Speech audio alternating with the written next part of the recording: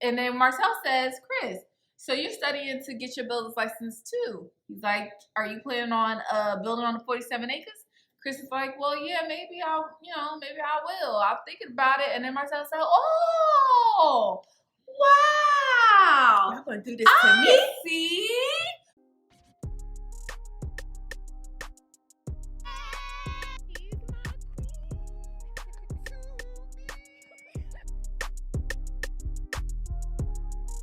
Hey guys, welcome to our channel. If you are new, if you are not new, welcome back, Sugar and Spice gang. I am Sugar. This is my best friend, Spice. Today we will be reviewing Love and Marriage Huntsville Season 3, Episode 2. So before we get into that, we would like to give a big shout out to our subscriber of the week, Goddess M. Hey girl. Thank you for watching us. Thank you for tuning into us week after week. Thank you for commenting, engaging with us, our favorite thing in the world. We hope that you stick around and we hope we can continue to make content that you love and enjoy. If you want to be our next subscriber of the week, make sure you subscribe and hit that notification bell so you can get notified when we do new videos, and leave us a comment down below. Also, make sure you follow us on all our socials at Sugar and Spice 88 on Instagram, Facebook, TikTok, and Twitter. All right, let's get into it. So, we open up the episode with Kimmi and Maurice. Kimmi has to talk to Maurice about the conversation that she had with Tisha at the barbecue. So she says she wants to make sure that she's pretty much not overreacting. So that's why she's going to get kind of like a second opinion. You're not overreacting, Kimmi. You're not. You're not. So then Kimmi says, you know, at the end of the day, I had to talk with her, and you know, she's still really mad at me. So then Maurice is like, well, you know, it's weird to me because she says she's your sister, but is she just saying that she's your sister, or is that just like a statement? Like, what is it? Well, Tisha, I need to know. Because it's one thing to say you're my sister and act like a sister. It's another thing to say you're my sister just because you want me to agree with you. So then Maurice is like, if she wants you to be anything other than Kimmi, I'm sorry to say, she gonna be let down. And Kimmi is like, it's funny that you say that because I actually asked her. I was like, it sounds like you want me to change a little bit of who I am in order to be in accordance with what you are on board with, Tisha. And Tisha looked at her with a straight face and was like, yeah, I do. So Tisha, if you are lying, you want her to lie. If you're being misleading, you want her to be misleading. What kind of friend are you? So you don't want her to be her best version of herself. No. You want her to be your worst version of you. So then we go to Marsau and Tisha's house, and Tisha is like, oh, I just love my graduation party. It's so much fun. So wonderful. And I realized it's because my mom wasn't there. Did you know? Shocker. No drama, no Wanda. Girl, please. Miss Wanda gonna be calling you tonight because you know she don't like that. She gonna turn up for you. Good luck, girl. You know you gotta be 10 toes down. Right or wrong. For Miss Wanda. So she brings up the conversation that she had with Kimmi, and she even brings up the point that Kimmi made that when I was being called a home wrecking hussy out here in these streets, you didn't stand up for me. And she just, again, does not acknowledge it, the fact that that is true, that you did not stand up for her. I want to be clear. Tisha's choice of words was very sus. Because she going to say, I did not stand up for her when she was being called a home wrecker and when she was having an affair with Maurice while him and Kaiwa was still married. You didn't say when she was being accused of having an affair. You said when she was having an affair. Tisha. Wow. This passive aggressiveness that you have for Kimmi, like, why do you feel like you need to get back at her and spread evil rumors about her just because she didn't lie when you lied? This is next level childish and immature. So then Marsau interjects and he's like, you know what? You guys are gonna have to get off of that. They go into their confessional and Tisha's like, you know, at the end of the day, I told Kimmi what my issues are, so she needs to move accordingly going forward. Marsau goes into the confessional. He's like, women's relationships are so difficult.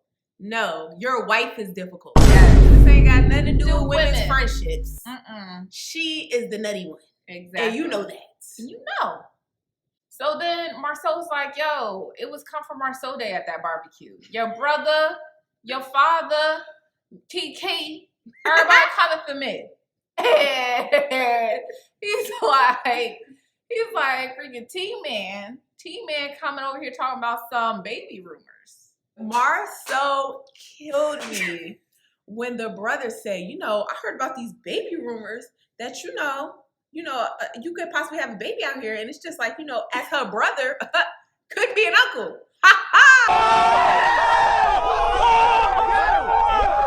Yo!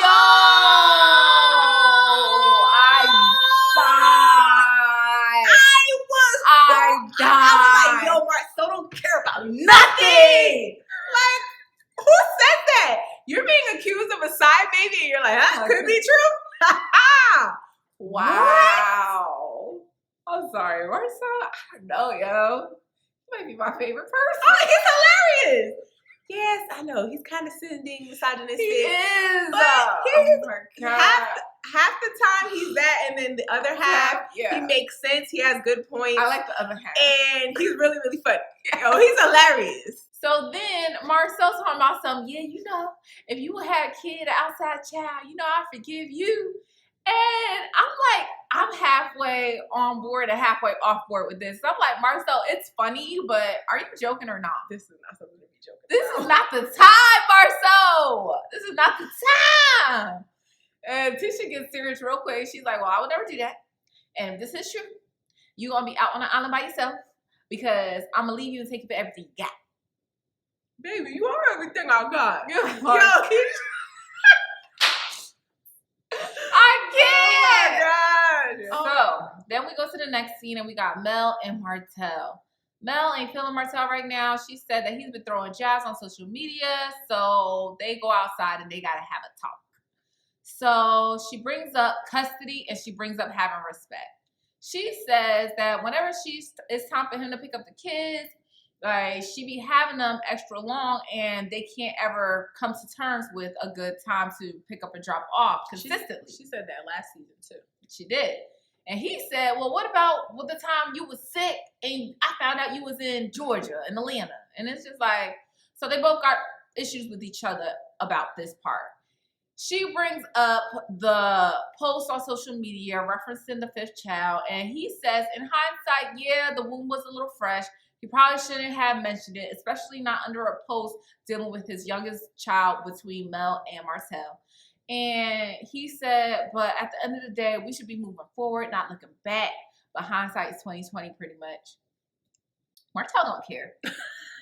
Martell knew what he was doing. He did it on purpose. And if he had a chance, probably do it again. And that's just the fact of the matter.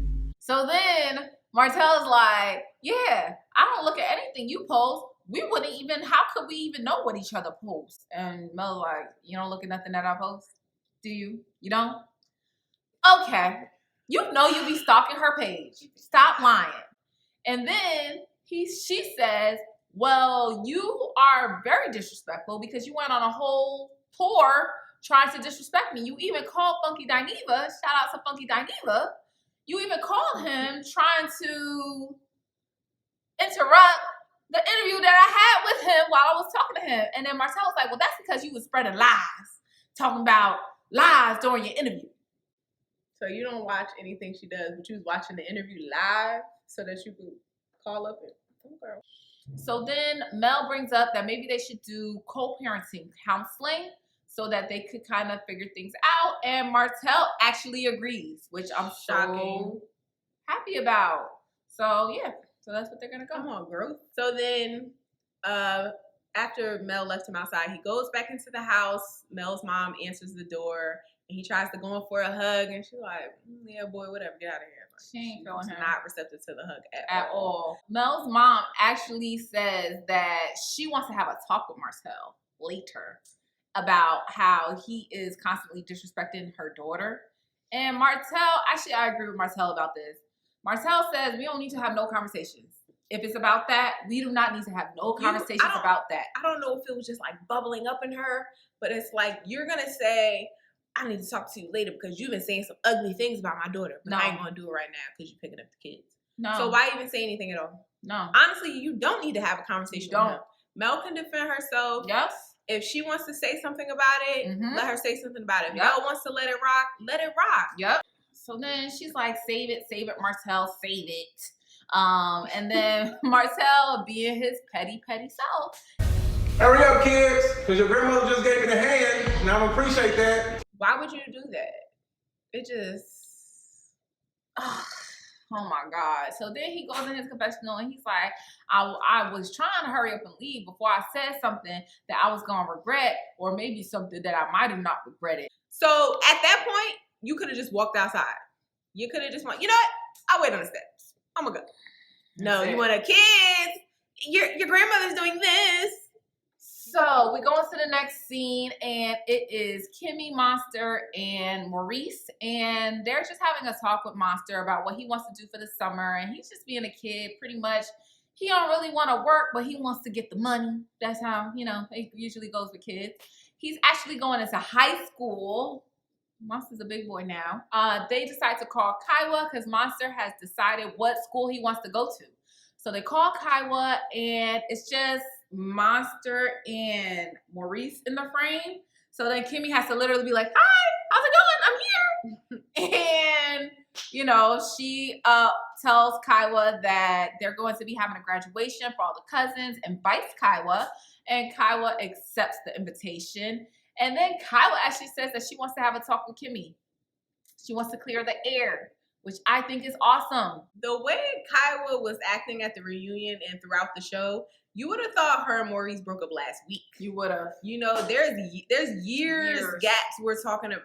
There's years of a gap that we're talking about between when they broke up and him and Kimmi getting married, and she acts like it was just yesterday. Not only did she act like it was just yesterday, she acts like she's single, and she's a whole married woman out here.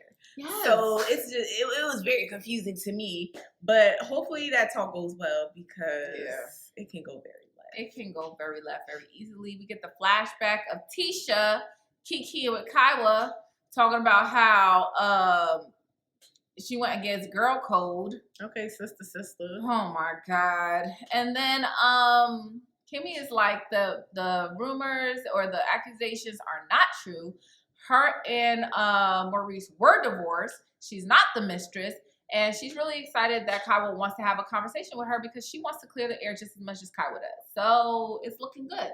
It's looking real good. So then we switch to Melody in her office, and her friend Tiffany comes to meet her.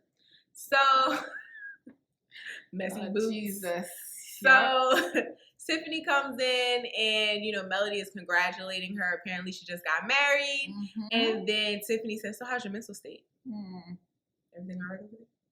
I thought that was a little weird. But Mel takes it good, I guess. She says, oh, how it is. It's tough. You've been through it before, and, I'm just learning a lot about myself. I'm enjoying little pieces of myself that I never would have known had I, had still been married. But then we also find out that Tiffany actually came from a divorce, and she has now since remarried. She says that when she was married, while she was going through her divorce, she felt like she was always right, and that everything had to be her way. But then she wanted to end. And I was just like, ooh, I thought we were going to say that that's not how we should do things. But I wanted to, after that mental health comment, I wanted to give Tiffany a benefit of the doubt and be like, well, I ask my friends how their mental health is. Because when you ask somebody, like, how you doing? They can kind of brush over and be like, oh, I'm fine. But it's like when you specifically ask about your mental health, okay. But when you specifically say mental health, it kind of causes people to think like and give a more specific answer. So, but then it's like the way the conversation was going, I was like, she's giving like a weird energy off. I don't know if I like it. I don't know if I like it. Yeah. Melody just says, the reason why I brought you here is because the work just keeps coming in. My life is so busy, and the blessings on blessings on blessings, so fruitful. She's like, pretty much like, I need some help. Like, I need to hire some interns, preferably from an HBCU that can help lighten my workload. And so I can like be the everything Mel that I want to be. Excellent idea. I love it. So then she says, have you met Destiny? And Tiffany's like, no. Well, y'all already know from the previews and the trailer that you do know who Destiny that you is. do know who Destiny Also, is. Mel's been on national TV for the past couple years, right? With Destiny. Mm-hmm. So I find it extremely hard to believe that you don't know who, if you already met her, you don't know who she is right now. See, you're giving me messy boots. Yeah. And then Mel says, like, I want you to come to this event that Destiny is having and all of this. So we're going to see how it goes. So he goes to meet up with his friend, Chris. And, it's basically to talk about the 47 acres. And Chris says, yeah, just to give you a heads up, the developer asked me to talk to Melody and ask her if she wanted to build on the 47 acres. So Martell he turned into like Denzel on Training Day. He was like, oh, everybody out here against me. Okay, I see what's going on here. Oh, you mother. Okay. All right. I'm putting cases on all you. You think you can do this to me? So Martell was like, you're supposed to be my friend. Why would you do that? You should have told the developer no. How's he gonna tell him no, Martell? How's he gonna tell him no? So Chris is saying that, okay, you're getting business and friendship mixed up. As your friend right now, I'm telling you what the developer told me to tell her. I already told her. Mel said she wanted me to talk to you about it first. So, here we are. It's like, I'm just giving you a heads up because that's what the developer wants to end. Like, you can't really do nothing about that. He wants to know if Mel has her builder's license. Also, Melody's name is on the deed, as he said. So, woo. Hello. Meanwhile, Chris is also studying to get his builder's license. And Martell doesn't have his. Martell don't got his builder's license. So he said the developer is looking at it from a business perspective. He's like, hey, who still has their builder's license? Melody I got all this land. He closed on the 47 acres. I got 47 acres of land. I need people with their builder's license to start building on this land. Martell is talking about, well, I got connections to people who... So you're a middleman. Yeah. So he's eliminating the middleman and going straight to the person who has the builder's license. Does that not make sense to you, Martell? Or are you just mad you didn't cut out the deal? I'm like, what is Chris thinking about? Knowing that this is my wife, not even anymore, ex-wife now. So you should really stay away from it. Now, I'm the person who's built the houses. I know that you know that. You know I'm still building. I'm looking to build some houses for your friends. So you know I can pull permits. You know my situation. Martell is trying to get back to building. Martell's trying to get up off his ass and get back being busy. And then Martell says, Chris, so you're studying to get your builder's license too. He's like, are you planning on building on the 47 acres? Chris is like, well, yeah, maybe I will. I'm thinking about it. And then Martell said, oh, wow. Y'all gonna do this to me? See? Damn, really? So you wanted to partner with my ex-wife and stuff like that, Bill. Oh, got you. It's all coming to light now. Partner with Mel. I got you. He's swirling his glass. It be your own people. It be your own friend. Shame on you, Chris. Shame on you, man. Really? Okay. My friend. Oh, you don't like Shame this on loyalty, you. huh? You don't like it when somebody ain't loyalty, huh? Men shouldn't do that to other men. We supposed to be friends first. Business second. So then Martell was like, honestly, to be frank, I sold the land. I did it. It was me. I did that. Chris is like, actually, no. I worked 1.5 years on this deal. I sold the land. What are you talking about? Martell's like, no. I connected you to the buyer. I connected the buyer with you. I looked out for my friend to make sure my friend had money in his pocket. It was me. I did it myself. You're like Eddie Kane off of the 5 Heartbeats. You want my spot flash? Huh? Every time it comes down to it, Martell just did everything, huh? You would just put everything together. You was responsible for everything that is good. Martell just... There will be no you without me. I'm Martell Holt. Oh my gosh. So then we end off, with just Martell being in his pissosity. He said, I ain't questioning Chris's loyalty, but I'm questioning Chris's loyalty. So then We go into the last scene with Mel and Martell. They are going to co-parenting counseling. Kudos to them. Mel got this new red hair, looking super cute. And she says, you know, word on the curb is you was the one who put me onto blonde, so I had to go switch it up and do red.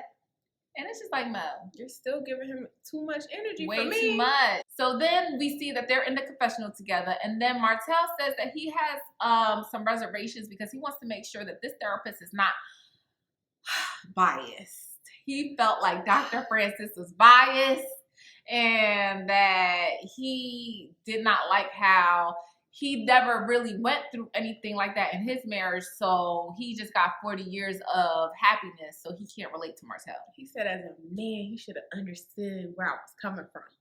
So because he's a man, he should have agreed with you stepping out on your wife and messing up your family? Y'all say what y'all want about Marsau, but Marsau don't be wrong. Martell and Tisha are a lot alike. If you don't agree with them, you're the enemy. Yep. And it's like, Mel's like, so it couldn't just be that he was actually doing his job and telling you that you were wrong because you were wrong. It could be that, or it could be that he's biased. Martell! So I just want to point out Marsau, his typical narcissist behavior. If you don't know this about narcissists, they will always, especially in a situation where you're separating from them or trying to make a break, they will try to make it seem like you're the problem, you're the crazy one. So Martell's coming in, he's just being Mr. Nice Guy. Oh, let me pull out your chair, sweetheart. Oh, yeah. No, the kids don't have any problems. Yeah, everything's fine. Yeah, he's like trying to put up a good front for the therapist, get on the therapist's good side, so that later down the line you could be like, you see how I am, doctor. It's her. It's really her. She's the problem. Yep. Like, Martell, I see you. So then we go into the counselor session and she asks, how are the kids? Martell's like, kids are great. Kids are awesome. They're taking it really well. I don't even think the kids need counseling because if we put them in counseling, they're going to show up with problems that aren't even there. So they're awesome. So going to therapy is going to make them come up with some issues, Martell? Weird, but okay. Mel is like, they're actually not great. Mel is like, Mariah is being reserved. Malia over here writing songs about being brokenhearted. And Martell Jr. has so much resentment for his dad from seeing his mom crying and hurting and just completely upset that she sees a shift in him as well. So Martell, you keep claiming that you're just the primary, parent. You're the primary caregiver for the kids, but you missed all of that. And Melody happened to pick up on it? All of that. Interesting. Very. So then the therapist says, give me like an example of like 2 things that should be easy but are difficult right now. She talks about the pickups and the drop-offs and that Martell will have them staying with Mel for like 3-4 weeks without having the kids. And Mel is like, that's not fair. Like 2 weeks on, 2 weeks off. Like we need to have this on schedule. And Martell is like, well, not to make excuses, but my excuse is, things have been tough since the divorce. Money ain't the same. And I've been feeling kind of stuck. None of this would be happening. The success that you guys had, the way you guys were thriving together as a couple would still be happening, especially with you guys being on TV now, had he not stepped out. Right. He is Or separated. at least stop stepping out. Hello. She was willing to forgive you. But no, you just had to And keep you just going. had to keep Can't going. stop, won't stop out here. So then Mel puts his hand on his shoulder. Get the hell off me, Mel. Mel.